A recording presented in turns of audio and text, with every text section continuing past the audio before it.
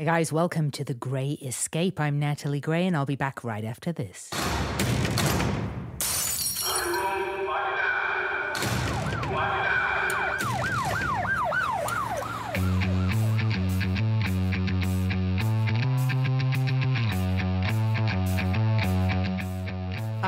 am in the UK right now recording this from jolly old, and it's really strange being back. I'm from here originally, but my family left when I was 13, so I got the accent, but I didn't quite get time to get into the alcoholism. I'm just kidding. My accent's weak. Okay, teasing. Of course, it's not weak. Enough. People like to drink over here. Let's be honest. This is a drinking culture. It is pub-centric. However, things have changed since I was a little girl, and my parents used to leave me in the car outside the pub while they had their drink, because those were the times. That was not unusual. They would leave their child in an unlocked car outside the pub. There wasn't child abduction back then, but they were optimistic. I'd have my pack of Walker's crisps and frankly be quite happy, because if you've got a pack of crisps, I tell you, things can be a lot worse. But now the pubs of decades ago have morphed into eateries. It stopped being acceptable to get behind the wheel of a car very intoxicated. Things changed, thank God. Smoking was banned in pubs, unimaginable when I was a kid, but now a reality. So pubs now are more like charming and atmospheric bistros rather than destinations to get shit-faced. Not that that doesn't happen. People do still get shit-faced over here. So what am I doing over here? Getting shit-faced. No, I'm not. I might if it didn't make me feel so crappy the next day. I am over here doing comedy-related things, bit of writing, bit of animation, fun stuff, and I'm going to be interviewing some UK folks for the show. Here's the thing. I'm not the only one freshly arriving over here. A new colleague of mine from Los Angeles is also coming over here imminently. She is a very unique and interesting guest, and I'm going to give you a clue. Not like you need a clue, because you probably read the episode title and you know who she is, but maybe you didn't. So here's the clue for today's guest. I'm Natalie Gray. I'm Natalie Gray. I'm Natalie Gray. That was bad. Okay, sort of bad. That's enough. You get it. Imagine I just did that 21 times in 21 different accents. Second clue, YouTube, a little video called 21 Accents, went viral, and with the related videos has amassed views topping 40 million for this amazing woman. Did you guess? Google 21 Accents and you'll be blown away like I was by the astonishing talents of Amy Walker. Amy Walker. It's like once you've watched her video, you can't stop saying it. She has an upcoming one-person show in London at the Tristan Bates Theatre, Saturday the 12th of September. You can see this amazing woman. And now you're going to get to know who she really is. There is more to Amy than just being the mistress of mimicry, the doctor of dialects. No spoilers, just a little hint. Here she is, sharing her true quantum voice. Amy Walker.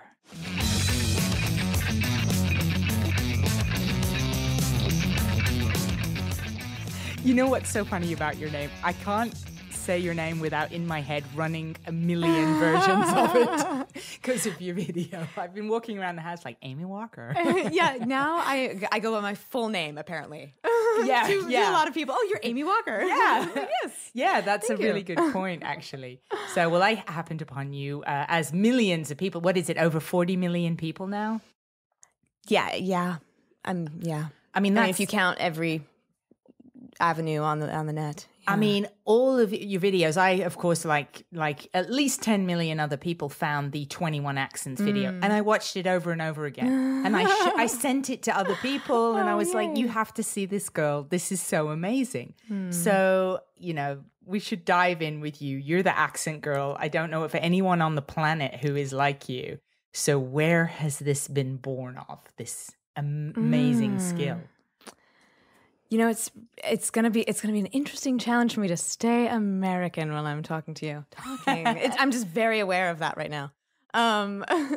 So both my parents are musical, and I grew up just music is in my the fluid, my birth fluid, I'm sure.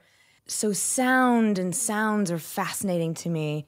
And I think just as I was learning to speak, learning to read and learning what words are, and words always had this power to me. And I'm always very mindful of the meanings of words. And so, growing up watching Mary Poppins and other villains are kind of the only exposure I got really to different accents as a kid. Yeah, well, yeah.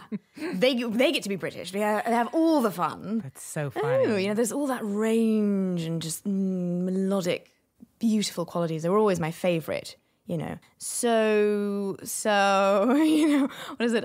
Cradle. Cradle. Did you hear that, my pet? All these years they've been looking for a baby. That's so much fun. Maleficent. So then as I was watching, when I was 5, 6, watching Mary Poppins and really trying to understand what they're saying, number one, and then just kind of logging away, okay, she says, or Ellen was maybe my favorite. It's like really trying to understand what Ellen was saying. She's the maid, Okay. When she says, you don't think the land could have got them, do you? You know how fun they was of hanging around the cage. And I was like, what on earth is she saying? They can understand her. Why can't I understand her? And so I would just go over and over these things in my head, like instead of sleep, and slowly decipher. She's saying, you don't think the lion could have gutted them, do you? You know how fond they was of hanging around the cage. Figure that out in like my 20s. Yeah. Right? But so then I would log in, okay, that's one person's, even before I even knew what an accent was. It was like, that's the way she speaks there in this country. And then Mary Poppins, when she's saying, early each day from the steps of St. Paul's, she's saying St. Paul's, and then we see a picture of a cathedral. I don't know how I figured out that that's St. Paul's, and that's how she says what we would say is St. Paul's, that it's St. Paul's. So I said, okay, so maybe she would say, she doesn't say saint, she would say St. Paul's. So I'd log that away for in case I'm ever playing someone with her same accent, or Julie. And then just as I got into being more like 7, 8, I would read Brian Jacques, or Jakes, I think people say, British writer, fantasy for sort of like young teens that are all they're all animals, but they all have they're written in fabulous British accents. Okay. Fabulous British accents, Sean. So then I'm seeing them written, and then I would try them out, and I would try and corral my brother into letting me read to him. So I just started kind of logging these things away in case I ever play a character from there.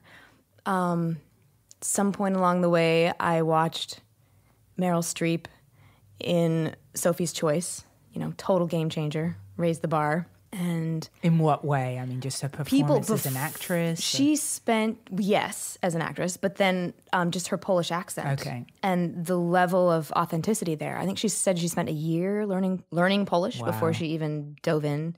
And then the accent went from there, from the language. So I don't know if she gets the luxury of spending a year on every language of a person she plays, but that was just the standard. Like playing a character, it's so important to me to be as authentic as I possibly can be. So that's why I started collecting accents. And I just thought it was something that every actor did because we all want to be as authentic as possible. And for me, range is thrilling. And so having all these different things in my pocket, or the ability to then go into learn something specific if I need to do Welsh for a Dylan Thomas play, or, I just started building it up. And which came first? Was it the fascination with accents that came before the desire to be an actress? Or was it always hand in hand? I think that I was fascinated with, certainly, was fascinated with accents and language and words and music and performance before I knew that was what I needed to be for a career. I think it was 8 when I was in a show that I just said, oh, yes, this is what I have to do. How great to find what you want to do at 8 years old. I mean, that's pretty amazing. Yeah, really grateful. I've only expanded what I like to do from there. And so when you start to learn, for example, the Welsh for the Dylan Thomas play, I mean, now we have YouTube. Is that a first port of call for you? Yeah, it often is. That and the International Dialects of English Archive, IDEA.org, I think it is, has some good ones. It's a little hit and miss. They're all a little hit and miss, so you really have to hunt. What I used to do was just films before I had YouTube. And watch people who've already learned the accent, or would you try and find authentic? Hopefully they're authentic, yeah. I always had a really discerning ear. I mean, some people in England especially are so good, it's like you could listen to them anyway, even if they've learned it. But yeah, I guess I was maybe, 19 when I played Irena Sinkova, and I Never Saw Another Butterfly.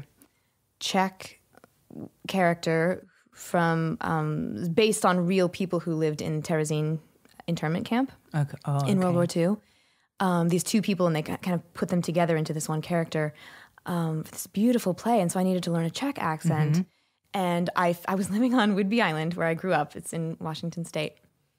And sounds adorable. It is gorgeous. It's gorgeous. Anything ending in island sounds like a nice place to grow up. Yeah, for sure. And it's big. It's big enough that there's a lot of incredible people there, and artists. And I found the one Czech woman living on Whidbey somehow magically. Okay. I think she came into the Performing Arts Center where I worked. I was like, where are you from? I don't have no idea. I was like, I don't know what you're saying, but I have a feeling about your accent. And she says, I'm from Czech Republic. And I was like, can I record you? Yeah, bingo.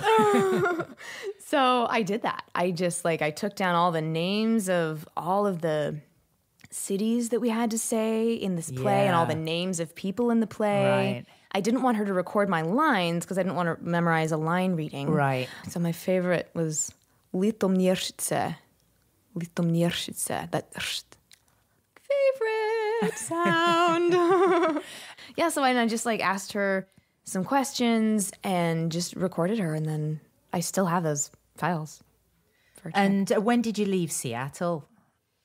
Or the island, I guess. Well, first I went off, I studied acting and singing in Australia, in Wollongong Uni, just south of Sydney. So now I'm going to I have to be Australian because I'm talking about Australia. So you can't talk about Australia without being I can Australian. talk about, but it's just weird to say Australia and how would I even pronounce Melbourne? It's Melbourne. I can't say Cairns. I can't say Cairns. It hurts. I love how you think it's weird to not casually change who you are right in front of me. It's not who I am. It's just who I'm expressing. Yeah. If I go to France, I'm going to speak as much, French as I can. I want to be understood and respect the people. So, it's the same thing. Australian is definitely a language, for sure. It's they have so many nicknames, like bubbler for a, what do we call it, drinking fountain, esky, bottle-o. It's just, I love it. Goon. My favorite is, we have the box wine. Here we have Franzia. I had some last night. Okay. Boxed wine. So here we call it Franzia, which I can't say without this accent. Franzia. Just sounds like Franzia. So there, boxed wine, cask wine, is called goon. Goon? Goon. It's the best word ever. Goon. Yeah, it's just perfect, in my humble opinion. It's like I'm sat next to a rehearsal for a one-woman show right now. It's so delightful to just watch somebody just transform and glide between these different, what seems to me as characters, but of course it's you just coming through an accent. It's still you. But I feel, of course, that it's different people. I'm now with an Australian person, that's so interesting because that's really, totally unintentionally, because of the 21 Accents video where I introduced myself in 21 different accents as myself in a single take. That started it. Some people are really disturbed by that. I was surprised to know. It's it's really unsettling. But what's your real voice? And what are you really from? It's so do you wear the same outfit every day? Because if you're wearing a skirt, that's a really different vibe than pants. And if you go onto the red carpet and you wear a dress, like, is that who you really are? Yeah, you're just wearing a really nice big dress. So we're expressing a little bit differently. We're not static individuals. We're energy. We're a spirit. Every 7 years, not one single cell in our bodies is the same. So to pretend that like there's one voice that's me or there's one identity that is me and anything else is a branching out from that is, to me, it's hilarious because it's like we're not static. It's just like if you try and balance on one foot, balance isn't a single point. It's the constant adjustment of staying on one foot, like dynamic balance. It's really interesting, and I can understand why people would have said to you, oh, it's disturbing them and stuff. It's so highly unusual for somebody. It's one thing to go into a different language. I mean, you're the first person I've ever met who would go into the accents and dialects of places. What I find interesting is you can glide into these different characters and yet fully feel authentic, I'm assuming, in all the different voices. Yeah, if I'm playing a character, some I don't know well enough because I haven't played a character in them. But when I do, yeah, I won't get on stage or on set unless I feel like I'm not even thinking about the accent at all. But you do it even when you're not in a role. Like if you go to Australia, you'll talk in an Australian accent. You know, because I've done it a lot and I've spent thousands of hours. I mean, when I speak to my Aussie friends, it's weird for them if I'm American. It's weird because it's just because I'm lazy. Like it's really hard for me to be in Australia and not sound. It's hard for me to not sound like what I'm hearing. I mean, until I know it, like I don't have a full. Your accent is really interesting and kind of morphs and changes. So I don't have a full grasp of yours. So I wouldn't just slip into an entire improvisation in your accent because I don't know it well enough. But certain things I do, and certain things would be hard for me not to repeat in that way. Yeah, when I do know it, it's just a part of. So for me, it's not like I'm putting on a character or stepping outside of myself into a character. It's like I am the carpet bag in Mary Poppins. We all are. So for me, it's like I reach in and I pull out these other aspects of me. I pull out these colors. I'm like, wow, I didn't even know those colors were in there. But of course they are because they're not coming from somewhere else. This is my DNA. These are mine. This is what I'm. Language is so ridiculous sometimes. Like, how do you describe this? Let's just communicate telepathically. Okay, here you go. Here we go. Quiet. But yeah, it's so for me, I'm just expanding my identity. I'm just expanding who I'm comfortable identifying with as myself. And when you were in, for example, Australia or New Zealand, did you ever get any strange reactions where suddenly people might say, oh, and so what school did you go to as a kid? And of course, it's an American school. And then do people ever freak out? Like, whoa. Every time. Yeah, they're like, wait, what? But you... Sorry. So every so often I have to go, wait, which accent am I in? No, we're being British there. That wouldn't work when we're talking about Australia. So, if people are like, oh, you remember this show from when we were kids? And I'm like, oh, no, but it sounds amazing, And they're like, how could you not? I'm like, oh, well, I'm from Seattle, They're like, hey, but you don't have an accent. I mean, wouldn't that be constant? Weren't you constantly dealing with this and having to go through it? No, it really doesn't come up because if you sound exactly like the other person, they don't hear an accent. So why would they ever, I mean, I'm not hiding. I wouldn't, if they ask, I'll say, And when they would say, well, why are you sounding like this and not an American from Seattle? Then I'd say it's just a lot easier for me to sound like what I'm listening to. It's really hard for me to like maintain my American accent when I'm totally surrounded by it. It'd be like, to me, it's like singing in a different key. It's like someone comes up and they're singing a rap song and I'm going to go like sing opera in a totally different key. It's just like discordant and hard and challenging for me. It's like rewiring in my brain. Right.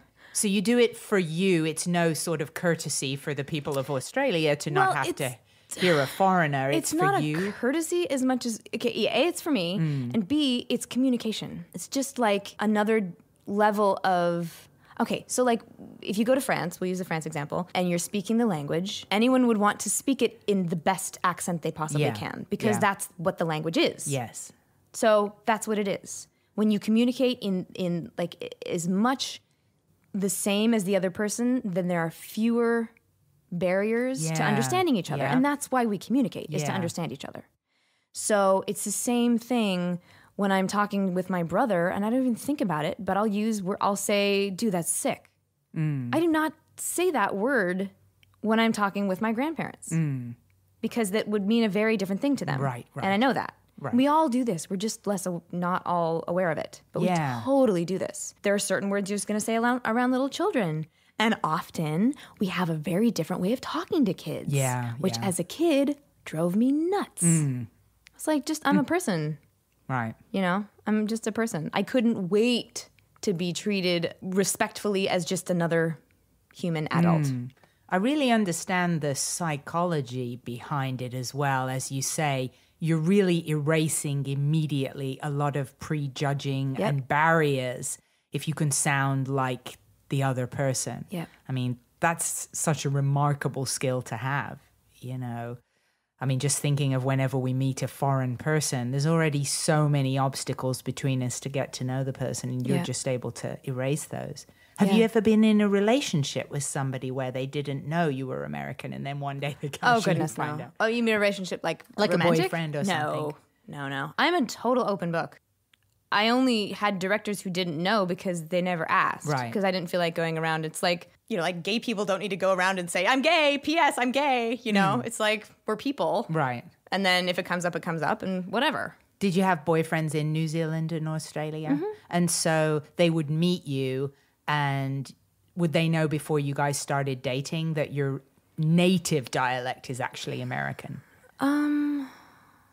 I don't know. Because, I mean, that could be a pretty cool surprise. I honestly don't remember. If we'd started dating before. Because, I mean, that you know, if somebody's in a relationship and then bam, one day, P.S. she's American. Yeah, I mean, I think probably I didn't go out on any dates with somebody that I was that, like, I don't know if I've ever gone out on a date as like a first meeting before talking with the person. Honestly, I don't remember. And so when you're over there, the only time you use an American voice is if you're talking to someone from home in American. So you're just full on New Zealand or Australian over there. Yeah, I was the voicemail, outgoing voicemail thing in the Cine Lounge where I worked in New Zealand. You know, I would record it. Like, tickets for Mr. and Mrs. Smith, you know? It's like, that one's a bit weird for me, Mr. and Mrs. Smith. I love the New Zealand one. Yes, it's good. So here's a conundrum for you. What would happen if an Australian guy comes to LA and he moves in with you? Yeah. What voice would you use? I would be Aussie. I mean, I've lived with 2 flatmates who were Aussie. I would be Aussie, and then, I don't know, if he's an actor and wants to work on his American accent, then we can do that. Sure, we might just, like, mesh in and out. What happens if you've got 2 roommates and they're one's French? Honestly, so I've been to like parties with people from Ireland and, you know, all sorts of different places, and I talked to them, and it was really fun. It was actually when I first moved to Australia. So, I mean, I'm way better at it now, but then it was at this 4th of July party, and there was, I don't know, 25 people from different places. I was talking to all of them, you know, in whatever accent they were in, just for fun. I mean, just because it's easier. I'm lazy. And then by the end of the night, you know, when there's like 6 people round, and we were singing all the national anthems of our countries or something, and they were saying, hang on, but you were talking to him like this and me like this, and yeah, I don't know, whatever, why not? Which one wins out then? Is there a hierarchy of dialects you tend to, that are your go-to ones? Personally, yeah. I mean, when I'm not thinking about it, when I'm at home, I'm most often just a standard British. I'm not thinking about it, yeah. Don't know why. I really don't know why. I've not actually been to England. I'm going there. Really? You've never been? No, first time in September to do my show, so that'll be fun. Yeah, I think maybe, I mean, I don't go into Australia all that often. It's more like that. And then like sometimes New York, you know, like, whatever. Or if I'm like arguing with myself or something, maybe, which doesn't happen as much I'm more peaceful now. Sometimes, I don't know, and then just sometimes a character will come out. I had this character, Janae. It's like one day I just woke up and I had a little bit like I was getting over a cold. I had a little bit of a husky voice. And I don't, for whatever reason, I was just like, it was really helpful to just talk in this voice. And I just was like walking around and I just started, it was kind of like I was being a queen. And I just didn't know why, but I thought, well, I feel like there's kind of a character coming out. So I had 5 minutes until my next session. And I grabbed my iPad and I just put it down. And I just thought, oh, wait, if I'm being a character, I have to do something iconic with my hair because I didn't have time to change my wardrobe. So I put it over on the side and I turned it on and I said, hello, everybody, I'm Janae. And that's how I knew that was my name. And I just started talking and I was like, I quit smoking 9 months ago or 6 months, whatever it was then. Best thing I ever did for my health. And I just started improvising.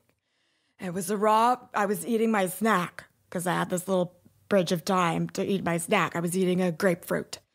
And I just said, so, I mean, that just came. It's the same thing with Tiffany. One night, it was like 2 a.m. and I've been reading about quantum physics because I love reading about quantum physics. Don't you? It's amazing. Yes, I love quantum physics. Yes. And then I just started like saying these amazing, like scientific things in this accent, which is probably maybe my like least favorite accent ever. Because I love the juxtaposition of this super smart, intelligent. Why don't we believe it coming out of someone with that accent? Yeah. I believe it so much more coming out of this accent, which is why when I'm thinking to myself, this very intelligent, cerebral, educated sound just feels natural. And it does help me with acting to have those bridges and feel like these are all just me. And so if I extend that into a character and, tweak that, every character would have a little different voice, regardless of what accent. Being able to live in those different expressions of myself in life helps me to find that authenticity in my work as an actor. One of the most fascinating things to me, and it really made me sort of look inside myself when I knew I was interviewing you, I really thought, gosh, because I have had a bit of a block with, doing different accents to feel authentic. And I thought, if I'd have been born, because as you say, our spirit is who we really are. And I thought if I'd have been born over here or anywhere in the world, I wouldn't have this voice. So there's a need to detach from the voice. I feel it would be helpful to be able to detach from the sound of who we are, to recognize something deeper that is who we really are. Yeah. Because we're not just a voice. Because that's just an imprint of where we've grown up, which isn't who we are. Yeah, they're patterns. So we're all energy. And we all have remarkably similar anatomy. So with this very, very similar anatomy, someone born in China practices very different patterns to use that in order to express. So what we're doing is we're expressing all the time. So if we have the same anatomy, then these are just patterns. So just the same as learning how to play golf, for example. At first, I'm going to be really sloppy and maybe tensed in some strange ways. But the more I practice the precision of those movements, the more I can get this really natural feeling in my body of how to express in that way. Right. Same thing with our mouth. It's just that it's so, I guess, mysterious because it's like dark in there. And we don't look at it very often. No, we don't. So we don't think, for some reason, we don't think that we have, we think that it just is and not that we control it, which we absolutely do. We absolutely do. Your voice is not the same as it was when you were 1 year old. No, of course not. It was really different. And even 3. It probably was not in that octave. I would imagine it changes a tiny bit every year because it's different when you're older. Sure. I mean, when you're 80 years old, it's a different voice. So it must be having micro shifts every year. So even without thinking about it at all, it's changing somewhat. So with consciously, now that I'm doing more voiceover work here, I'll do maybe 4 or 5, between like 1 and 5 voiceover auditions a day Monday through Friday. Wow. And because they know that I can do the different accents. One day I was like British, something or other, Native American, like a sheep. A sheep? You were a sheep? Yeah. I mean, there's all kinds of different stuff. And to do it all in one day and you go, this is my voice and I can change it so much if I'm thinking about it. Yeah. So all of these little patterns that we don't think about, if I shift them, expand them, make them really flexible and fluid, then I can just play. It's like I could wear the same thing every day. Right. And that would be fine. Or I could wear red lipstick today. Right. I could wear this dress because it's Tuesday and I feel like wearing it. And what's funny is like you go some places, like if I go, I love how in LA we get to dress up and that just means you're professional, We don't have to, but we can anytime on a Tuesday because who knows what meeting I'm going to or, that's what interview. But then when I go back to Washington State, it's like if I'm curl my hair, it's like, well, where are you going? What's the big deal? Yeah. Right. I'm like, it's Tuesday. I like looking nice sometimes. You know? You always look nice. Wow. I've seen loads of your videos. So you must have voiceover artists shaking in their boots with you in town.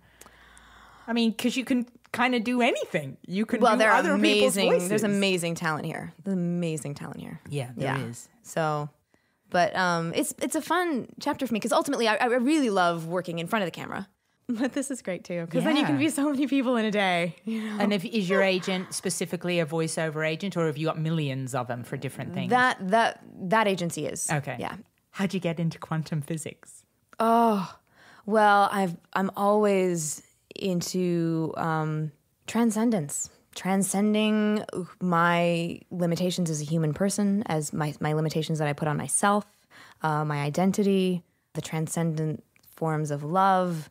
Spirituality is fascinating to me, and science and spirituality are really emerging now. Yeah. And it's just thrilling. And so if I can read, I've been reading it since I was probably late high school, and learning about the science around it, just my mind, I can just feel my mind expanding, And it's like, well, like if I'm wondering what is going on in there, why do some people think that we have a voice that's a voice versus that it's, what is it really? What is it on an energetic level? And if I know more about the science behind the quantum level, then I can make my own theories or expand that into this avenue in order to be able to transcend my limitations and expand and express. So, yeah, meditation, spirituality, what this human experience is, all fascinating. And as an actor, that's what we do constantly is we have different human experiences in front of people. Well, you are probably way more expert than me. I'm not expert at all, but I have done quite a bit of research since February 23rd, 2012. I had a near-death experience. Oh, wow. And I started to speak scientific information. Oh, and my I goodness. wasn't a scientific person before. And the first line out of my mouth was, everything's an illusion. It is all our perception of an infinite range of frequencies and vibrations. And I did not come from a science background. And I plunged into research and had, a lot more came. But that was just the tip of the iceberg. And it was tons and tons of scientific stuff. Yeah. And so, of course, I was looking up people like Michio Kaku, who's amazing, this Canadian quantum physicist, I suppose is his title. But basically there's no solid matter. And this was how I felt in my experience, and it was like a rush of truth. I mean, it was definitely the biggest, most life-changing thing that's ever happened to me, rivaling getting a dog. And so it was literally that there is nothing here. This is our perception. So, of course, then I'm spending the next 16 months deep in research. Well, what's going on? If there's nothing here, what's going on? And how are we sat not falling through the universe? But it fascinates me. And I know it to be true because I felt that deep, deep truth when it happened to me, when my blood pressure crashed and I went ice, ice, ice cold and didn't even know how scary things were until afterwards. But so this is awesome to meet someone else because I always feel really nerdy. Like no one wants to talk about quantum physics. I do. Yeah. Yeah, it sounds like you know heaps. Well, just really from what came to me and then just watching loads of documentaries and going from the science side. I always was... going from the science side, and I saw stuff as well around me. And what I saw was just all black, as though I was in outer space, with this infinite grid of energy balls that each had a light green halo around them. So I don't know if this, because as I say, you've been at it longer than me researching, but the closest that I came up with was that the structure, the molecular structure, was so perfect and flawless that it mimics what crystals are, because they, quartz crystals and this sort of stuff have these incredible, perfect, infinite molecular structures that never change and kind of become holographic, where every part contains the whole. It's just a repeating pattern. Yes, which all of us are holographic. Yeah, which we have all over our body. We've got, I learned all these holographic areas of the head and the ears and the feet and the palm that mirrors the rest of our body, and that's why people can look into eyeballs and on your tongue and see, oh yeah, you've got a problem with your left knee. Yeah. So well, and then on the molecular level, it is a hologram of what the cosmos, right? Yeah. That on that. Oh, say more. Tell more. So much. Go into your quantum physics character. What's interesting is that Tiffany actually merged Tiffany with an IEY. Why? Because it's better. She merged into like a yoga instructor. Okay. Talking about cellular yoga, which marries our cells with our cell phones. Whoa. I know, right? And then in my show, my one-woman show, it's evolutionary yoga. So it's amazing. Wow. We go through the entire, from the Big Bang to today in a yoga routine. What's, because you just said it, and I'm like, oh, I want to hear more of that, the holographic of us and the universe. This sounds like some cool, insightful stuff. So I want to represent it properly because now I don't remember where I've read it, but that on the subatomic level, like the particles, the wave particle dance is also a hologram of the entire cosmos. That like everything really, that it's all the potential for everything exists in that one mote. Same, like it's, on that level, it's all the same. It's potentiality. So if what we're made of, which I was just hearing on this awesome podcast, another awesome podcast like yours. Oh, thank you. Yes. Is that if you were to compress all the actual atomic matter of our bodies without the space, it would be the size of a period. Or a full stop? Yes, like the end of a pin. Yeah. End of a pin. Yeah. The tiniest, well, who knows is there even a tiniest, but the tiniest that we know. Yes. That it's all the same. That they're all the same pieces in just different patterns and different structures. Yeah. Yeah. So, well, and you know what? It's not even structures, it's patterns. We think that we say this word structure and we think that it's frozen, like even a crystal is not frozen. The electrons and subatomic particles are popping in and out of existence and coming back from wherever and regenerating. So that knowledge, to me, is like when I'm in meditation, constantly honing what my cells are pulling in. If I can be intentional about what my cells are regenerating with, the energy that my cells are regenerating with, which includes the food that I eat, but then just even the energetic level, wow. To be aligning with transcendence for me, to be aligning with love, to say, okay, let's attract those subatomic particles to come and be the ones that regenerate my cells, my atoms, That's geeky thrilling to me. Yeah, I love geeky stuff. Yeah.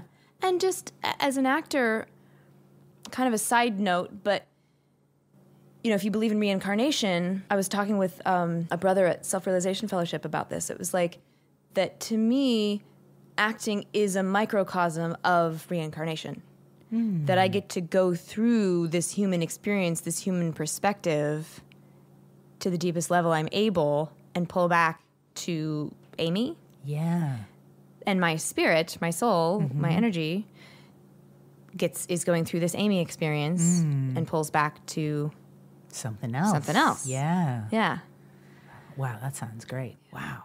Didn't it blow your mind when you first read about when they discovered that when you look, the scientists would look at the particle and notice that it would change when they looked at it from the wave to the particle. And it was only the act of looking at it that would make it go to a particle. It still blows my mind. Are you kidding me? How is anybody doing their job right now? Yes. Everybody needs to find out what the hell's going on. Which is why... So that's why it cracks me up when people are like, what's your real accent? Well, what do you want to observe? Yeah. And the potentiality is there for anything. So it's just expression. It's just expression. Is there a certain type of meditation that you do? I've done many different types and many different spiritual practices, which is part of my walk this time around. It's like Native American practices, Native Mexican practices, Buddhist practices. Right now, I am really into the Kriya Yoga practices with Self-Realization Fellowship and some different meditation practices that they have there. I've done guided meditations. Done the Deepak Chopra Oprah. Whoa. Hello, people upstairs. Hello, people upstairs. Yeah, and different kinds of ceremonial practices with, again, like Native American, some of the Native Americans here, the Shumash, and some other earth-based practices. Earth-based? They're That's special. so cool, Amy. I know, they're very special. Yeah. Have you, when you did the Native American ones, have you done where you go on the spirit walk and do peyote and that sort of stuff? I've not done peyote. Well, the ones that I spent a year and a half really intensely working with were mostly sweat ceremonies and inipi with the Nakota people in South Dakota. What happens at a sweat ceremony? Oh, it's so beautiful. It's so beautiful. This is a way of giving thanks and of praying and of calling in intentions and guidance and connecting with the spirit realms and with the spirits of the earth and the elements here and all the beings, because in this culture, they're all relatives. They are all our relations. So the rocks are our sisters and brothers, and the water is our sisters and brothers, and that plant there and this animal there, and these are all my brothers and sisters who I can learn from. And so Native American people, I'll speak to the Nakota that I know more about, would learn, for example, by watching a bear, and what medicines do they go to when they're feeling sick? Wow. And then we can learn from that. Wow. Because I've often wondered, like, who tested that one out and I found out that it was know. poisonous? Who found you could or that smoke this leaf and feel better, Yeah, well, the bear maybe weren't smoking the leaves, per se. Not that I meant that leaf. I meant more like something. Yeah. That it's not medicinal, but I guess this is a whole other topic. Yes. That, and then I have done some other vision fast questing with that in a special ceremony too. It's really deeply transformational, and I've read a lot of books, and I've done a lot of different meditation practices. There's an amazing one that I highly recommend called Energetic Boundaries by Cindy Dale, Cyndi Dale, Dale. I've recommended this book to so many people. I own it. It's like marked up in a beautiful way, like with bookmarks in there. Incredible, especially for energy workers, energy healers, or just anyone to help us on the energetic level to know what's going on with our boundaries or lack thereof in relation to people. Wow. It's really beautiful and helpful. Yeah. Yeah, definitely check that out. When you did the sweating one, is there actual sweating involved? Oh, for sure. Yeah. Hot? They have a lodge, which is built of usually saplings and covered in usually blankets so it's completely black, completely dark in there. And then there's an impression in the ground, or hole in the ground, where you would bring in, this is all done with beautiful, meticulous ceremonial detail to everything, which, that the door is facing this direction, and the fire is done in a certain way, all with prayerful intent, with an altar set up to represent your intentions and your respect. Bringing in, and then you heat up these rocks, these volcanic rocks in the fire, and they're just so, they're to the red hot. And then you bring them in, and you close the door, and you bring them in with song and prayers, and the person leading will pour water on the rocks and create the steam in there. And then we sing prayer songs, and we're calling for whatever the intention is of that ceremony. And it's an incredible way to sacrifice a little bit. You know, you're not comfortable. It can get, in some instances, quite hot. Mm-hmm. And you're singing as you're sitting on the earth. You're singing these incredible prayer songs, calling into these spirits, offering up your heart, your spirit. And profound insights can come. And often the one who pours water is interpreting the insights that they're receiving as well. Oh, it's just exquisite. It's just exquisite. Have you heard of ayahuasca? Yeah. Have you ever tried that? Mm-hmm. Oh, you have? Yeah. How is that? Amazing. Amazing. I have a very sensitive body system. So for me, I mean, it was incredible. I had very profound insights, and it was with amazing, amazing people. And after that, some weeks later, you know, I was asking, because it's a powerful medicine, and I love to do things that will help me to transform and transcend. And it was like, there are other ways. You don't have to do that. You can do holotropic breath work is an amazing way to just trip just on breath and sound and a little bit of light. So if you have an eye patch on, and then there's a whole sound journey, and it's really beautifully structured so that you're very well taken care of, and you've got a person there witnessing with you and taking care of you. But basically you breathe very deeply, you know, deeper and faster than you normally would. So you're essentially hyperoxygenating your blood, which then they'll have a whole soundscape, a whole sound journey with music. For the normal one, it's 2 hours. So you go for 2 hour, whatever it is. A lot of times for people, it's very much to do with the body and releasing places that have been stuck energy. They might have their hands tense up or different things. And for some people, it's a journey. Holotropic breathing. Yes, holotropic breath work. Oh, I want to try that. Oh, it's amazing. There's a wonderful person who does it here, Michael. I'm not going to remember his name, but if you Google holotropic breath work. Okay. Yeah. Yeah. I heard about ayahuasca after my experience because of this such a dominant statement in my experience of everything being an illusion, and that also there was a message that came through about music and sound being the key to everything. And everything being sound. And, you know, you dig up a lot of stuff. It was a fantastic rabbit hole to go researching all this information. And my key phrase, I was like, who else on this planet is saying everything is an illusion right now? Because I felt it to be true from my experience.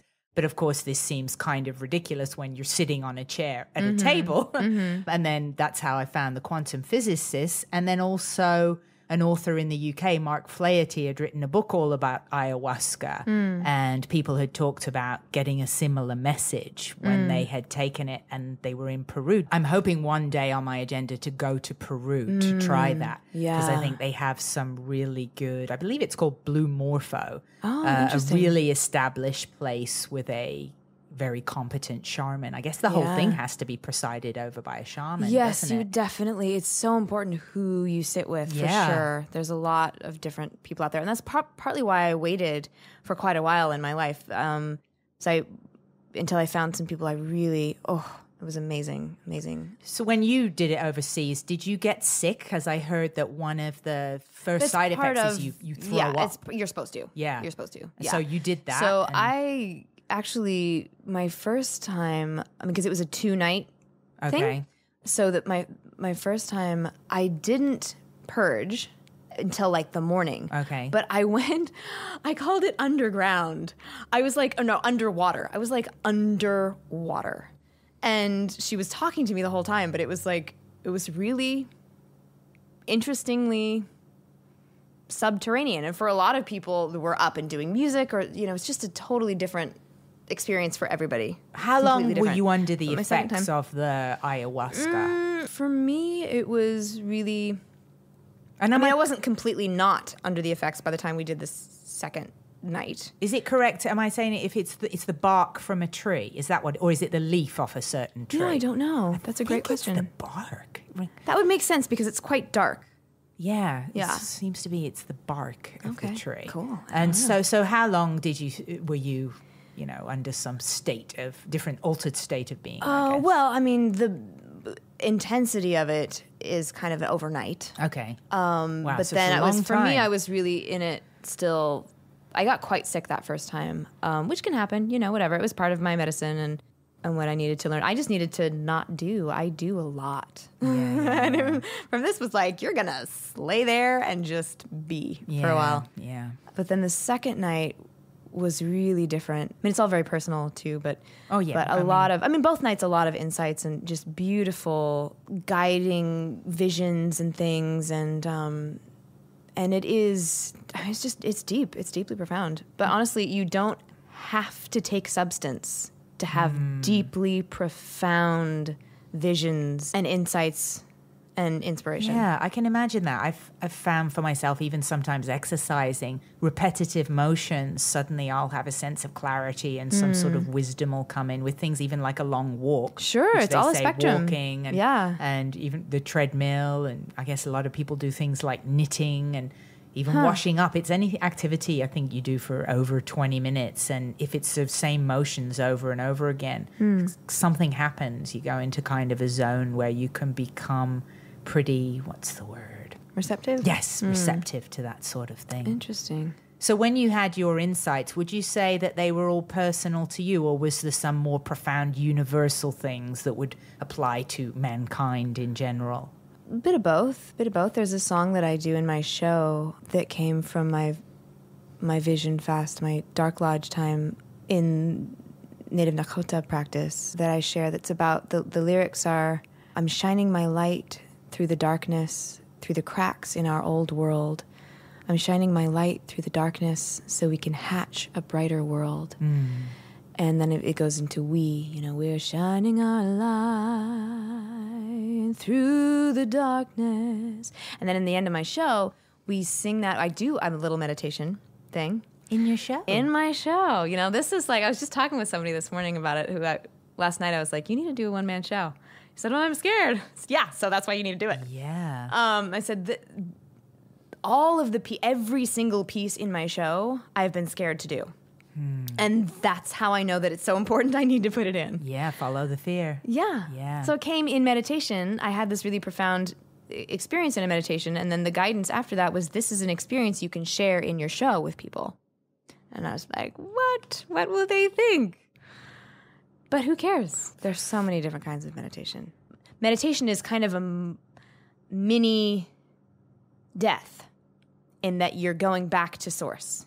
So you can have that at its best. You can have that experience. There's so many different ways, but you can have that experience of, I'm not this little person. This little problem in my head is so tiny, it doesn't even exist. And going back to that larger perspective, for me, is an incredible relief.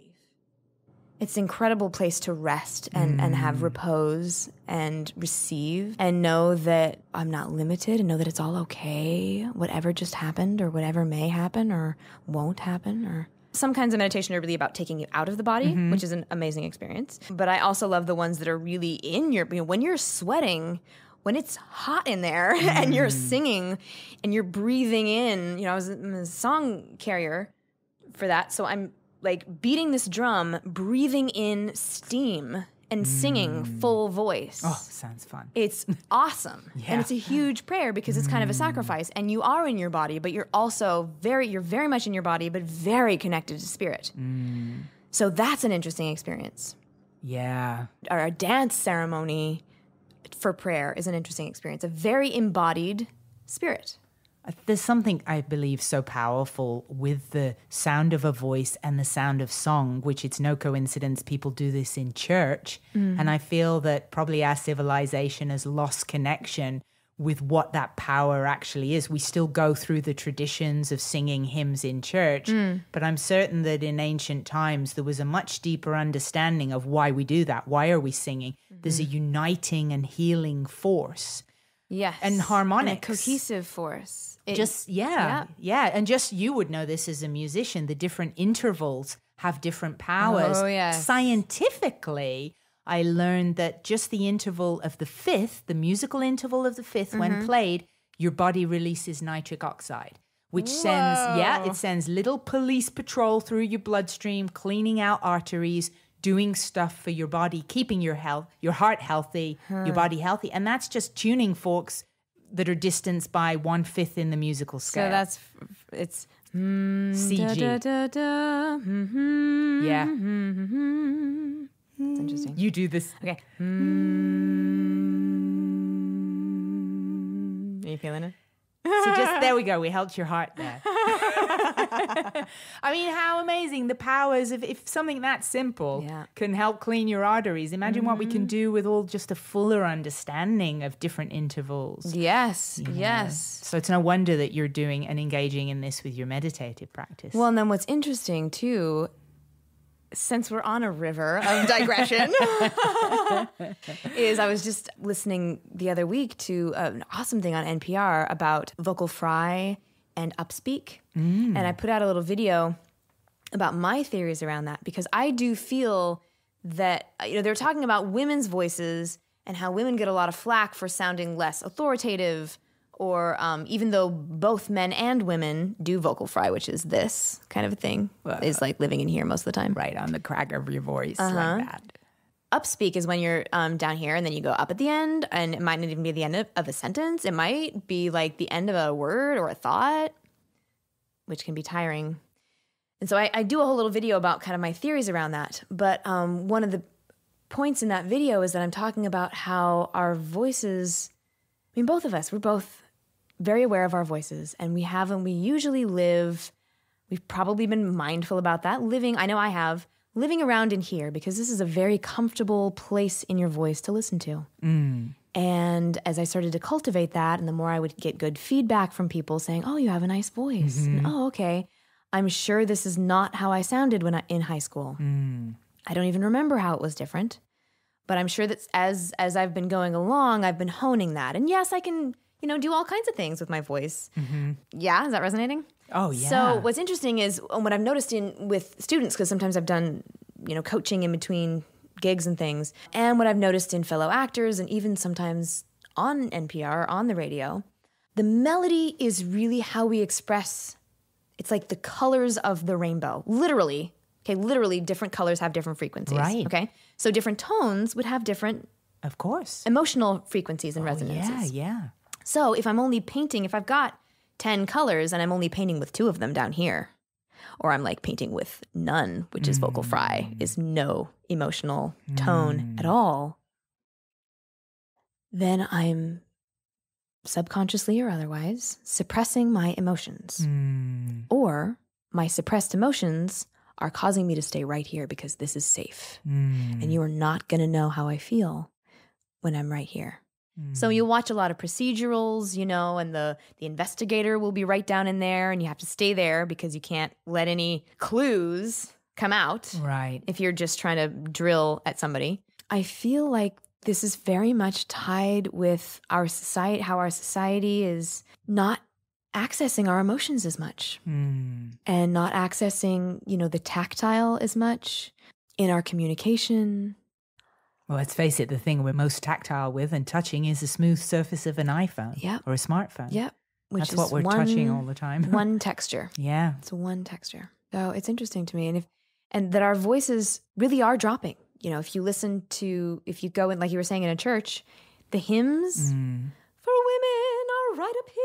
La, la, la, la, what is it that my grandpa always joy to the world? He's a tenor. So when he always comes in and we're going, okay, here we are. But we just don't, a lot of women aren't comfortable singing up there anymore because we don't do it. We used to all the time. It wasn't the TV, it was the piano. Yeah. And we would get around and we'd sing together. And there's something magical when we sing together, our energy is coherent.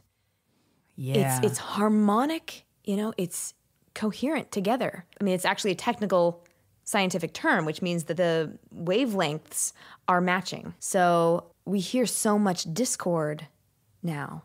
TV, all these things that are designed to get our attention, that horn that just honked. Neighbors. But that horn is dissonance of a car.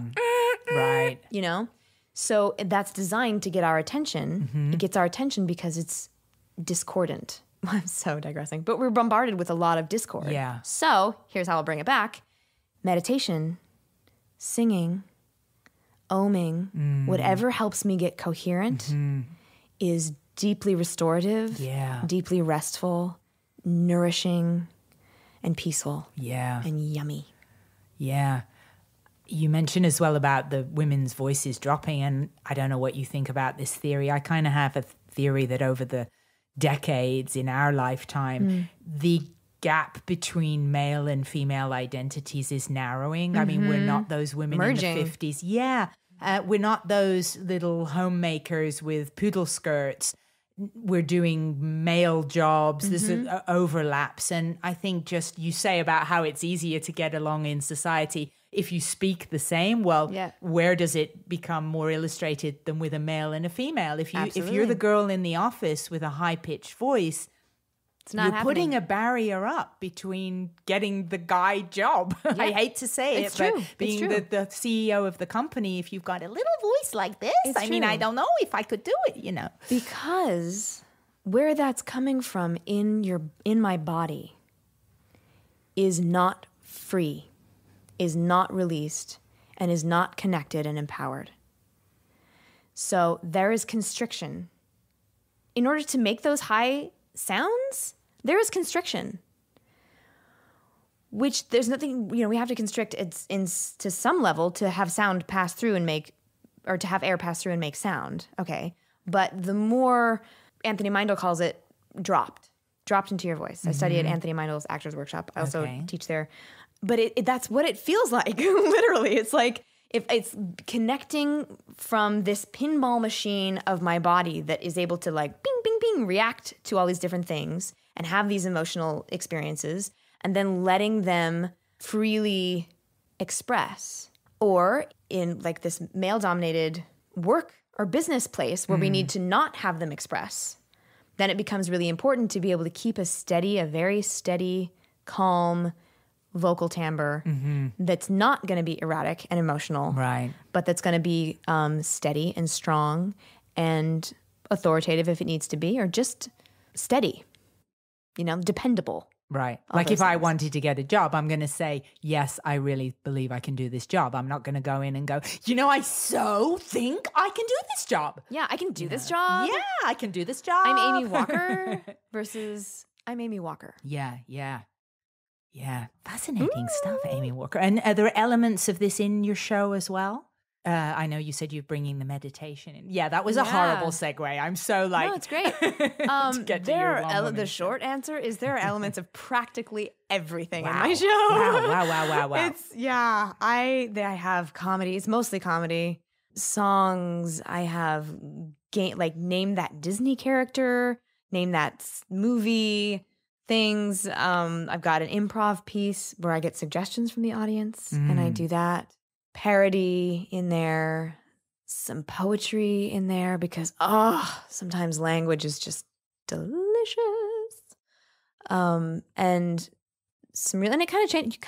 It may change by the time I've got a couple weeks. Something might come in, but mostly songs that I've written. A lot of times comedy, commentary.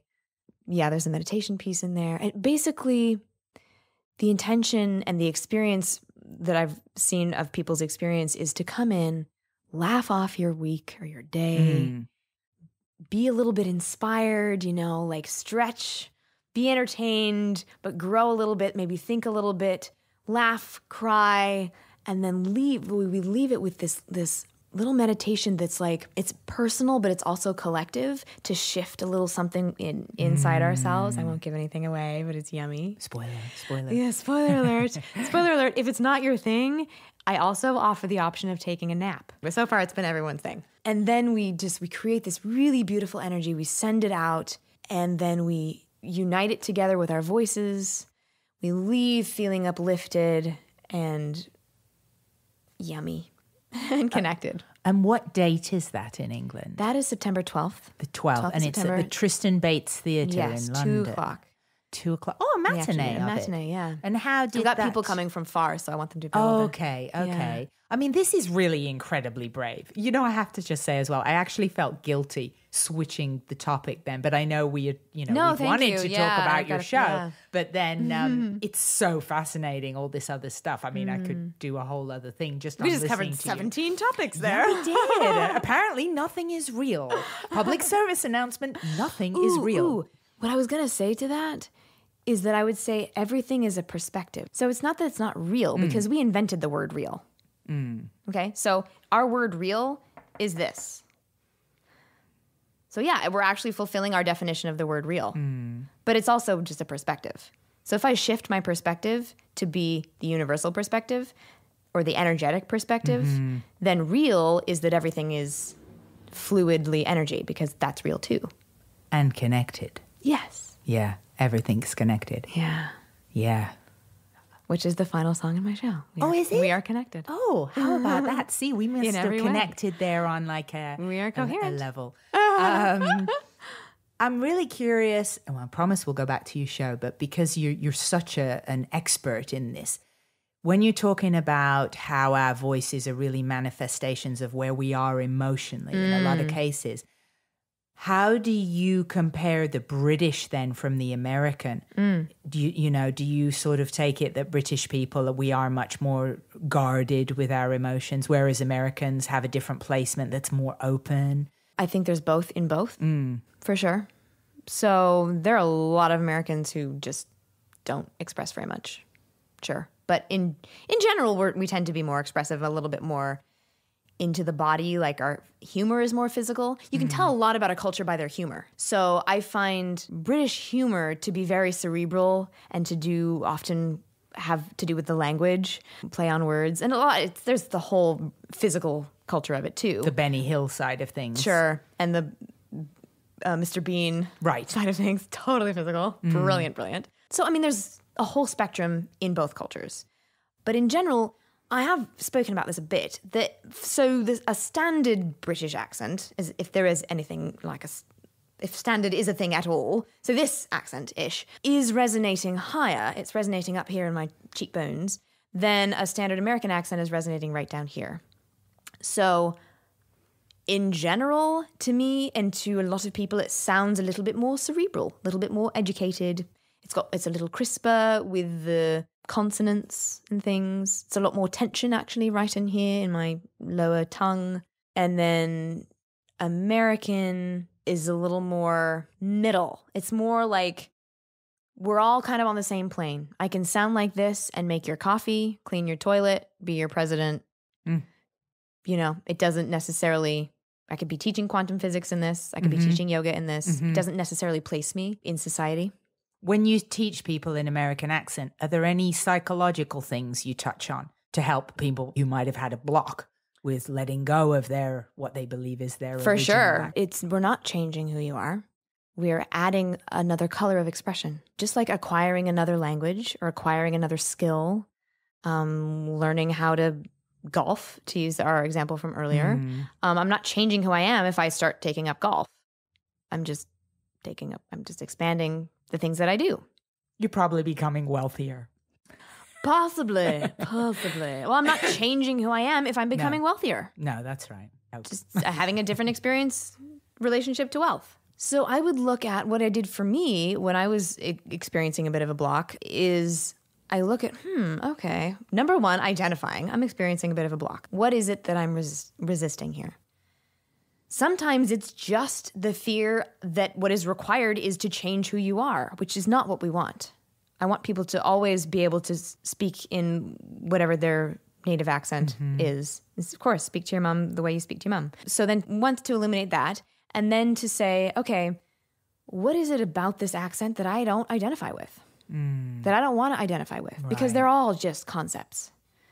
Right. And like we said before, there's a full spectrum of expressions of, say, an American accent. So some of the things that for me, I didn't identify with and don't as an American, I don't like that it can come across very demanding, very loud. I've noticed when I'm like in a foreign country and there's a table of Americans, can you be quiet? And it's not every American, but sometimes it can be very loud. It can feel very kind of square to me sometimes. It can feel entitled sometimes. So to go, okay, so I can do this accent, but not do any of those things. I don't need to be having those frequencies. What are the things that I like about this accent? Like, as I mentioned before, I like that it's straightforward, actually, you know? Straightforward doesn't have to be demanding. It can be just clearly, here's who I am and what I'm about. which is awesome and saves lots of time. Yeah. And lots of just dancing around what we can just be. As I said before, I like that it doesn't place me automatically in a certain status or a certain job in this country. Yeah. That it's very equalizing, it feels. Very inviting and warm. It's very easy to understand to a lot of foreign speakers because we kind of pronounce most things. I like that we have all different kinds of words in there, even though it sometimes bothers me how we pronounce them. I like that it's a mutt language. I'm a mutt. I've got all kinds of stuff in there. So we all do. We all do. Exactly. So I can get behind those things and get excited about those things. We have to be excited about it or else we're not going to really invest. Yeah. Yeah. Thanks for sharing that insight on that. Yeah. And so it can help to really do some writing about it or really identify these things. Yeah. So your show, it's called Amy Schumer Inside Out. Except that I'm Amy Walker. So it would be Amy Walker Inside Out. Oh my God, I can't believe I said that. And I just smacked you. What's funny is that Amy Poehler is in Inside Out. This movie. Wow. So I made this show, 7 years ago. My first one-woman show was called Amy Walker Inside Out. And I've done it in different incarnations. But I'm not copying Amy Poehler, who's amazing. Right. But yeah, it's definitely an Amy Inside Out kind of year. Yeah, there's a lot of the Amy's sort of coming of note. You're in a little miniature group of very successful, talented Amy's right now. So are you finding an issue because of the movie Inside Out? Like, are people trying to Google your show and they're getting movie listings? Or I don't know. I haven't heard about that. Yeah. Okay.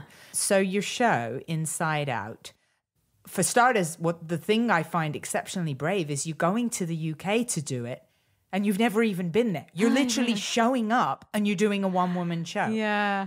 Never was the plan. But it's fun. I always wanted to perform in the West End. And this venue is there. So, why not? It does take a bit of effort and a bit of funding. And so I do have a Indiegogo campaign for that so that I can have a little support there. Yeah. How do we find your Indiegogo? Yeah, it's on amywalkeronline.com. Okay. You can go on there on the blog. And there's an Indiegogo post. Amy Walker Online. Yeah. And so Amy Walker Inside Out is the show.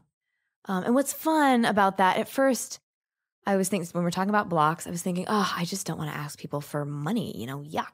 But it's a way for me, the perks that we invented are so fun to share that it's really a way that I can connect more with people and open up my heart and say, this is what it takes actually to do this. And rather than charge $60 per ticket to do the show. I want kids to be able to come. Right. And I want people to be able to come. I'm just opening it up to other support. So, people can get, for example, a perk is I will record for them a personalized outgoing voice message for their phone in whatever accent. Oh, wow. So that they can have on their phone when people call, it'll say, I don't know, hello, this is whatever their name is, phone, or maybe I'll sing a song or do it in Australian or something. Hi, this is Bob Walker's phone, and he's. I'll write something that they would like. That's a great perk. It's fun to get you to do it. Yeah, you're like fun. A voice for your celebrity. Business. Yeah, and then the grand prize is I will do a show at your house. Wow, or pub or whatever it is. Wow. Yeah, that's amazing. That's fun. Lots of things in between. The thing that's kind of startling, and thanks to this podcast, I got to say I'm meeting some just phenomenally talented people, which is so fun to do.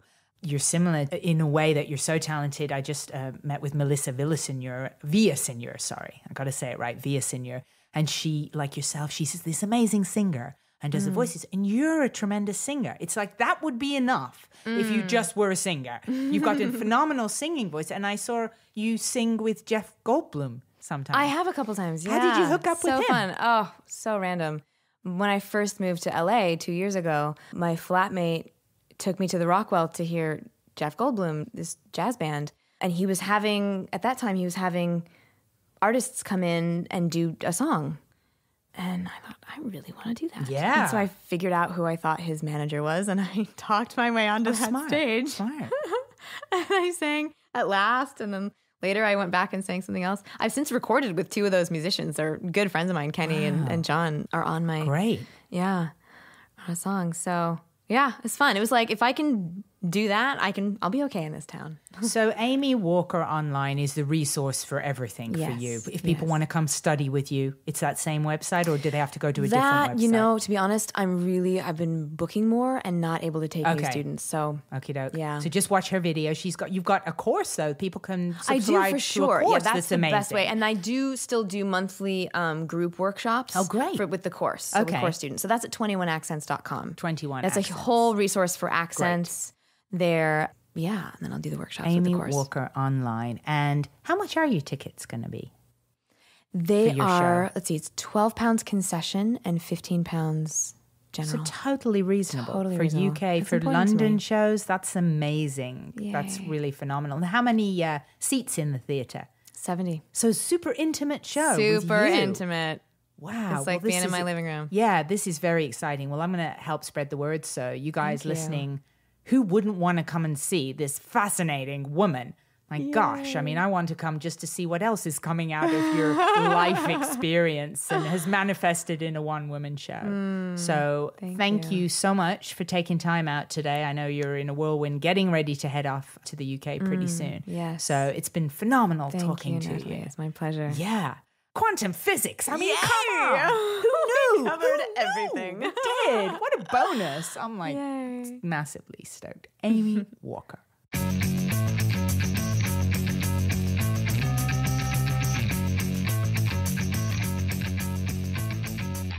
Astonishing, right? I dare you to watch the video 21 Accents and not feel the need to rename yourself Amy Walker. If you're anywhere near London, UK on September 12th, 2015, you have to check out her one-person show, Amy Walker Inside Out. Tristan Bates Theatre, Saturday, 12th of September, 2 p.m. You can go to Amy Walker Online for details on all things Amy, and I will also post a link at thegreyescape.com. Thank you guys so much for listening. Please help spread the word about the show. If you have a second, please rate on iTunes. Bonus points for a review. This episode has been so much fun to do. I've actually been recording it sitting in the car while my parents are in the pub. I'll catch you next time on The Grey Escape.